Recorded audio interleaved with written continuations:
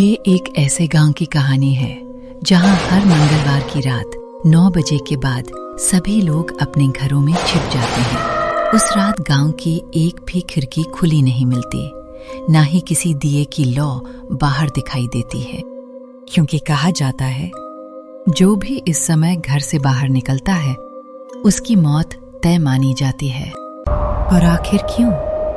कारण एक श्राप, एक भयानक राज जिसे सुनकर आपकी रातों की नींद उड़ जाएगी। ये कहानी देखकर आपको सब पता चल जाएगा।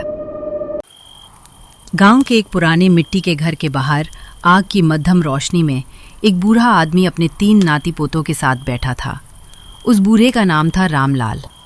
बाहर सन्नाटा था, घड़ी की टिक टिक और हवा की सरसराहट ही सुनाई दे रही थी।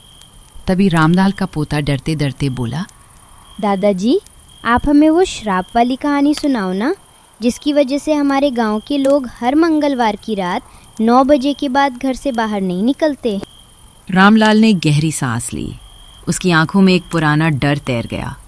उसने आग की लौ को देखा और भारी आवाज में बोला, बेटा, ये कहानी कोई साधारण कहानी नहीं है। ये वो सच है जिसे जानने के बाद लोग रात में सोना भूल जाते हैं। इसी पर सीमा, जो रामलाल की सबसे बड़ी पोती थी, धीरे से बोली, अगर वो श्राप इतना खतरनाक है तो फिर हमारे गांव में आज तक कोई उसे देखने के लिए बाहर क्यों नहीं जाता? और वो श्राप आखिर शुरू कैसे हुआ? रामलाल ने सीमा की ओर देखा। आग की कांपती रोशनी में उसकी झुर्रियों भरी आंखें और गहरी हो गईं। कुछ पल तक वो चुप रहा, मानो यादों के किसी अंधेरे कोने में झांक रहा हो। फिर भारी आवाज में बोला, क्या वाकई तुम ये कहानी सुनना चाहते हो?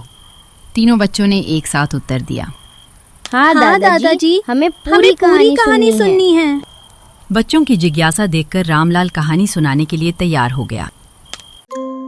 ये कहानी उस समय की है जब मैं तुम्हारी ही उम्र का था और स्कूल जाया करता था। मुझे आज भी याद है, उन दिनों हमारे गांव में एक सर्कस आया था जिसका नाम था द ग्रेट बॉम्बे सर्कस। उस सर्कस में जोकर काम करता था जिसका नाम था चंदन। लोग उसे प्यार से गुल्लक कहकर बुलाते थे, क्योंकि वही सर्कस का सबसे अच्छा कलाकार था। वह अपनी कलाबाजियों से सबका मन जीत लेता था। इसी वजह से वह बहुत मशहूर हो चुका था। लोग उसे देखने दूर दराज से आया करते थे। इसी तरह दिन बीतते गए। फिर गुल्लक की हमारे गांव के एक लड़के से गहरी दोस्ती हो गई जिसका नाम श्यामू था। श्यामू अपनी माँ के साथ रहता था। उसके पिता बचपन में ही बीमारी के कारण चल बसे थे। घर में बस वही और उसकी माँ ही रहा करते थे। गुल्लक श्यामू की माँ की बहुत इज्जत करता था। वह जानता था कि एक अकेली महिला के लिए जीवन बिताना कितना कठिन होता है। अचानक रामलाल को याद आया कि वो एक बहुत जरूरी बात बताना ही भूल गया था, जो इस कहानी की एक महत्वपूर्ण कड़ी थी। रामलाल को इस तरह सोच में डूबा देखकर मोहन बोला, क्या हुआ दादाजी? आप कहानी सुनाते सुनाते अचानक रुक क्यों गए? आप ठीक तो है ना? रामलाल ने मोहन की ओर देखकर कहा, बेटा, मैं ठीक हूँ। बस कहानी से जुड़ी एक महत्वपूर्ण बात बताना भूल गया था, जो थोड़ी देर सोचने के बाद याद आई है। इस पर सीमा ने रामलाल से पूछा, वो कौन सी बात है दादाजी? हम उसे सुनने के लिए बेहद उत्साहित हैं। इस कहानी से संबंधित जो कुछ भी जरूरी है वो आप हमें बता सकते हैं। रामलाल ने आगे बताना शुरू किया। बच्चों, दरअसल मैं जो बात बताना चाह रहा था वो ये है कि गुल्लक के पास एक अनोखी शक्ति थी। उससे कमर दर्द और जकड़न जैसी बीमारियां ठीक हो जाती थी। वो जिस किसी की भी कमर पर अपनी दाहिनी टांग से वार करता था, उस इंसान का दर्द हमेशा के लिए चला जाता था। इसी कारण दूर दूर के गांवों से लोग उसके पास इलाज करवाने आते थे और गुल्लक को भी लोगों की सेवा करना बहुत अच्छा लगता था। गुल्लक जो काम करता था उसके लिए वह लोगों से पैसे नहीं लेता था। यही वजह थी कि लोग उससे बहुत प्यार करते थे। कहानी के बीच में टोकते हुए रामलाल की छोटी पोती काव्या बोली, दादाजी, कहानी में तो सब कुछ बहुत अच्छा लग रहा है। गुल्लक एक नेक दिल इंसान है और गांव वाले भी उसे पसंद करते हैं। तो फिर गांव पर ये श्राप क्यों लगा? रामलाल ने मुस्कुराते हुए जवाब दिया, बेटा, ये सच है कि इस कहानी में अच्छे लोग हैं, लेकिन हर कहानी बुरे लोगों के बिना अधूरी होती है। इसीलिए इस कहानी में भी कुछ ऐसे लोग थे जिनकी ईर्ष्या और लालच के कारण ये श्राप पूरे गांव पर लग गया। उन्हीं में से एक था कालू पहलवान। गुल्लक के गांव आने से पहले लोगों का इलाज वही करता था, लेकिन वह बहुत लालची था। इलाज के बदले वह लोगों से मोटी रकम वसूल करता था। गुल्लक के आने से उसका धंधा चौपट हो गया था। अब वह किसी भी तरह गुल्लक को अपने रास्ते से हटाना चाहता था। इसके लिए वह एक सही मौके का इंतजार कर रहा था। उसने गुस्से में अपने चेले से कहा, इस गुल्लक के बच्चे का जल्द से जल्द कुछ करना पड़ेगा, वरना हम बर्बाद हो जाएंगे। कालू पहलवान का चेला, जिसका नाम हरिया था, बोला, उस्ताद, आप सही कह रहे हो। अगर हम हाथ पर हाथ रखकर बैठे रहे तो बहुत जल्द गांव छोड़ने की नौबत आ जाएगी।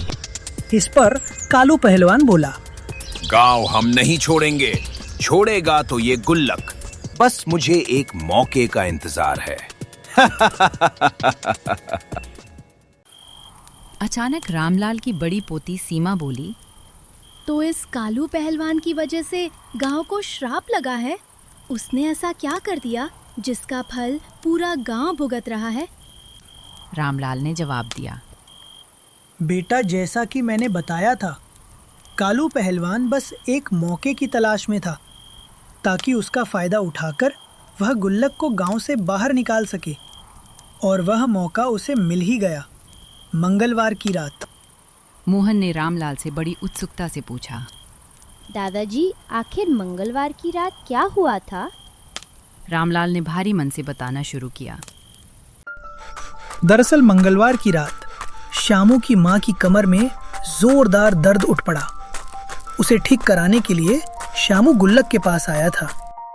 श्यामू चाहता था कि गुल्लक उसके साथ उसके घर चले और उसकी माँ को ठीक करे। गुल्लक ने चिंता भरे स्वर में श्यामू से पूछा, अरे श्यामू, इतनी रात को यहाँ क्यों आए हो? सब ठीक तो है ना? श्यामू ने हांफते हुए जवाब दिया, गुल्लक, मेरी माँ की कमर में जोर का दर्द उठ गया है। दर्द इतना असहनीय है कि उनसे सहा नहीं जा रहा। तुम अभी मेरे साथ मेरे घर चलो और मेरी माँ को ठीक कर दो। गुल्लक ने जवाब दिया, श्यामू, अब रात हो चुकी है और इस समय मेरा तुम्हारे घर आना ठीक नहीं है। एक काम करो, अभी के लिए अपनी माँ को अस्पताल ले जाओ। मैं सुबह आकर उन्हें देख लूंगा। श्यामू ने जिप करते हुए कहा, गुल्लक, मैं इतनी उम्मीद लेकर तुम्हारे पास आया हूँ और तुम इस तरह बहाना बनाकर मना कर रहे हो। मुझे कुछ नहीं पता, तुम मेरे साथ चल रहे हो बस। गुल्लक जानता था कि इतनी रात श्यामू के घर जाना ठीक नहीं है, लेकिन वह श्यामू की जिद के आगे हार गया। ना चाहते हुए भी वह श्यामू के घर की ओर निकल पड़ा।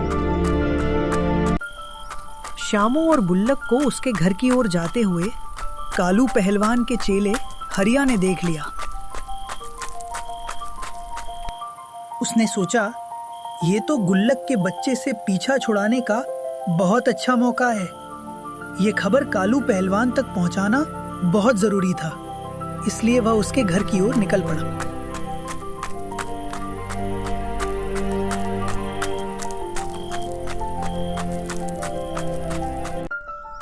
हरिया कालू पहलवान के घर के सामने आकर खड़ा हो गया और जोर जोर से चिल्लाने लगा, अरे उस्ताद, जल्दी बाहर आओ, जल्दी बाहर आओ। हरिया की आवाज सुनकर कालू पहलवान घर से बाहर आ गया और गुस्से में बोला, अरे भूतनी के हरिया, इतनी रात को मेरे घर के सामने क्यों गला फाड़ रहा है? हरिया हंसते हुए बोला, अरे उस्ताद, मैं गला नहीं फाड़ रहा हूँ। बात ही कुछ ऐसी है कि मेरे अंदर जोश आ गया है। कालू पहलवान और भी गुस्से में बोला, अब बकेगा भी की बात क्या है? एक तो तूने मेरी नींद खराब कर दी है। एक बात याद रख हरिया, अगर तेरी बात में दम नहीं निकला तो मैं तुझे हमेशा के लिए नींद में सुला दूंगा, समझा? हरिया डरते हुए बोला। उस्ताद, बात दरअसल ये है कि मैंने इतनी रात गुल्लक को श्यामू के घर जाते हुए देखा है। आप खुद सोचिए, ये गुल्लक को बदनाम करके गांव से निकालने का।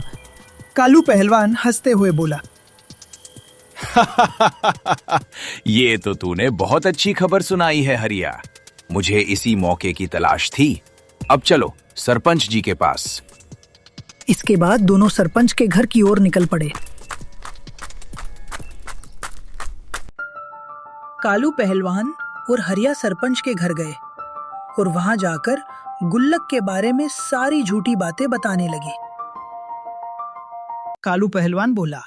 सरपंच जी, आपके होते हुए हमारे इस आदर्शवादी गांव में ये सब क्या हो रहा है? सरपंच जी ने पूछा। कालू, तुम किस बारे में बात कर रहे हो जो इतनी रात को यहाँ आना पड़ा? कालू पहलवान मगरमच्छ के आंसू बहाते हुए बोला। सरपंच जी, हम ये बात झूठ नहीं कह रहे। आज मंगलवार की रात मैंने अपनी आंखों से देखा है। गुल्लक आधी रात को श्यामू के घर जा रहा था। आप ही सोचिए, को जो आदमी दिन में साधु बना फिरता है वो रात के अंधेरे में किसी के घर क्यों जाता है? गांव की इज्जत और मर्यादा के लिए ऐसे आदमी को यहाँ रहने देना ठीक नहीं होगा सर। जवाब में सरपंच जी बोले। अगर ऐसा है तो मैं खुद जाकर देखता हूँ, और यदि तुम्हारी बात सच निकली तो गुल्लक के साथ साथ श्यामू के परिवार को भी गांव छोड़ना पड़ेगा। कालू पहलवान की बातों में आकर सरपंच श्यामू की माँ को खरी खोटी सुनाने लगे और उन्हें गांव छोड़कर चले जाने को कह दिया। श्यामू की माँ हाथ जोड़कर रोती बिलखती रही और कहती रही कि यह सब सच नहीं है, लेकिन सरपंच जी नहीं माने। उन्होंने गुल्लक को कड़ी चेतावनी दी और गांव छोड़कर चले जाने को कह दिया। इस बदनामी का दाग श्यामू की माँ और श्यामू सह नहीं पाए। निराशा में डूबकर उन्होंने गांव के एक कुएं में कूदकर अपनी जान दे दी। इस घटना का दोष गुल्लक ने स्वयं पर ले लिया। वह भीतर ही भीतर घुटता रहा। अंततः एक दिन मंगलवार की रात ठीक 9 बजे उसने फांसी लगाकर आत्महत्या कर ली। लेकिन मरने से पहले उसने एक भयानक वचन लिया कि वह फिर लौटेगा और श्यामू के परिवार की मौत का बदला गांव वालों से जरूर लेगा। कहानी के इस मोड़ पर सब चुप हो गए थे, लेकिन भावुक होकर मोहन ने रामलाल से पूछा। दादाजी, ये तो गुल्लक के साथ बहुत बुरा हुआ। क्या उसके बाद गुल्लक को कभी इंसाफ मिल पाया? रामलाल ने जवाब दिया। हाँ बेटा, उसे इंसाफ मिल गया और उसी दिन से इस श्राप की शुरुआत भी हो गई। मेरा मतलब है, हर मंगलवार की रात ठीक 9 बजे कालू पहलवान और हरिया गांव के पास स्थित एक तालाब के पास से होते हुए अपने घर की ओर जा रहे थे। तभी अचानक उन्हें महसूस हुआ कि कोई उनके पीछे आ रहा है। दोनों ने पीछे मुड़कर देखा तो वे हैरान रह गए। उनके पीछे कोई और नहीं बल्कि गुल्लक की आत्मा थी। दोनों के पैरों तले जैसे जमीन खिसक गई। उनकी धड़कनें तेज हो गई। डरते डरते कालू पहलवान ने पूछा, गुल्लक, क्या तुम ही हो? गुल्लक की आत्मा ने हंसते हुए कहा, मैं गुल्लक नहीं हूं, मैं तुम्हारी मौत हूं। जिस तरह श्यामू और उसकी माँ की जान दी थी, आज मैं तुम्हें दोनों को उसी तरह की मौत देने आया हूं। फिर गुल्लक ने दोनों को घसीटकर पानी में डुबो दिया और अपने बदले की शुरुआत कर दी। और अपने वचन के अनुसार हर मंगलवार की रात ठीक 9 बजे जो भी गांव के बाहर होता है वह उसे मौत के घाट उतार देता है। अगर आपको ये वीडियो पसंद आया हो तो लाइक करें, चैनल को सब्सक्राइब करें और बेल आइकन जरूर दबाएं ताकि आपको अगली वीडियो की सूचना सबसे पहले मिल सके।